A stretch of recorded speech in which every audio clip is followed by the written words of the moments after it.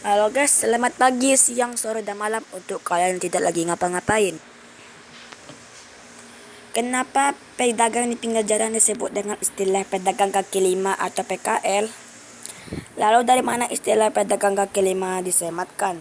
Menurut penjelasan pengamat perkantoran IR Roni Ardiansa MTIPU, ada berbagai ragam versi mengenai asal muasal penamaan pedagang kaki lima.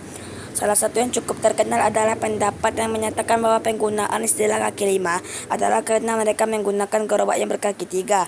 Ditambah dengan jumlah kaki dari si pedagang yang berjumlah dua, maka disebutlah pedagang tersebut berkaki lima. Namun hal ini tidak dapat bisa dipercaya secara utuh, mengingat bahwa para PKL yang menggunakan gerobak baru eksis sejak masa 1980-an. Sementara pada masa sebelum itu sudah ada istilah pedagang kaki lima kepada para pedagang, meskipun mereka tidak menggunakan gerobak beroda tiga. Bahkan keberadaan PKL ini sudah dimulai sejak zaman kolonial Belanda. Kehadiran pedagang kaki lima sudah dimulai sejak zaman Letnan Gubernur Thomas Stanford Raffles. Pemerintah Belanda membuat peraturan bahwa setiap jalan raya yang dibangun hendaknya menyediakan sarana untuk pedestrian atau pejalan kaki, yang saat ini diberi dengan nama trotoar. Lebar ruas untuk sarana tersebut adalah 5 kaki atau 1,5 meter. Sarana pedestrian yang cukup luas di samping jalan raya akhirnya dimanfaatkan oleh warga untuk menggunakannya sebagai tempat untuk menjajakan dagangannya. Ada kala mereka menggunakan kesempatan berjualan di ruas jalan tersebut sembari beristirahat.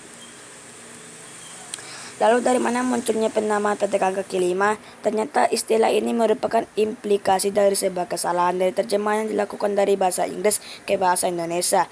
Istilah trotoar selebar 5 kaki yang dicanangkan oleh Raffles tersebut 5 foot wide, dan para pedagang yang berjualan di trotoar tersebut pun disebut dengan 5 foot wide trader. Lantas ketika diterjemahkan ke dalam bahasa Melayu, istilah 5 foot rupanya disalah maknakan sebagai kata majemuk. Seorang pengamat politik Indonesia dari Ohio State University, William Lidley, dalam buku Perdagangan yang Berkaki Lima menyebutkan kebijakan trotoar 5 kaki ini diterapkan juga di Cina tahun saat bertugas di Singapura pada 1819. Nah, ternyata kata 5 foot yang artinya 5 kaki satuan panjang malah diterjemahkan menjadi kaki lima dalam bahasa Melayu. Majalah Maya pada edisi 15 Desember 1967 mencatat saat menerjemahkan ke bahasa Melayu, hukum MD diterangkan dalam bahasa Inggris dibalik jadi hukum DM menerangkan tanpa melihat konteksnya. Istilah ini kemudian menjalar ke berbagai kota di seluruh pelosok negeri, dan akhirnya hingga saat ini para pedagang tersebut masih saja disebut sebagai pedagang kaki 5.